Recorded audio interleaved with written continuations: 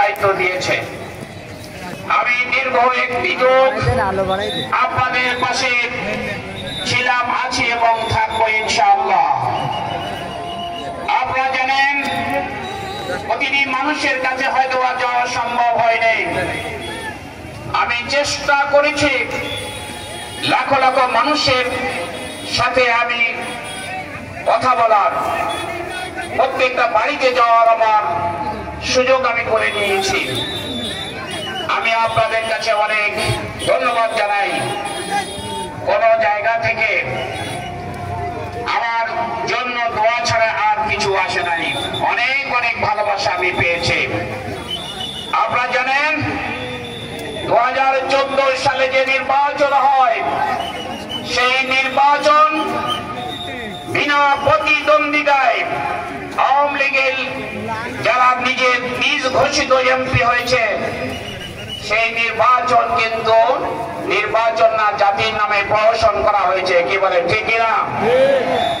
2018 সালে যে নির্বাচন হয়েছে, জোটের পক্ষ থেকে আমাকে প্রার্থী করা হয়েছিল।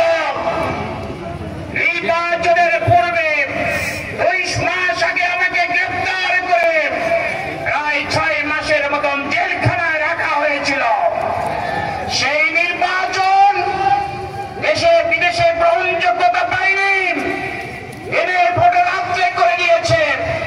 ব্যালটে তারা নিজেরা সিল মেরে তারা বলেছে আমরা এত ভোট পেয়েছি। কি বলেন, ঠিক কিনা? সেই ভোট হয়নি। 2024 সালে যে নির্বাচন হয়েছে, আমি এবং আমি সে নির্বাচন গ্রহণযোগ্যতা পাইনি। এরপরে 2026 সালে ফেব্রুয়ারি নির্বাচন হবে। প্রধান উপদেষ্টা ইতিমধ্যে টাইমলাইন ঘোষণা করেছেন। আমাদের বিশ্বাস এবারে জাতীয় নির্বাচন মহা উৎসবের মধ্যে আমরা কাটাবো। কি বলেন, ঠিক কিনা?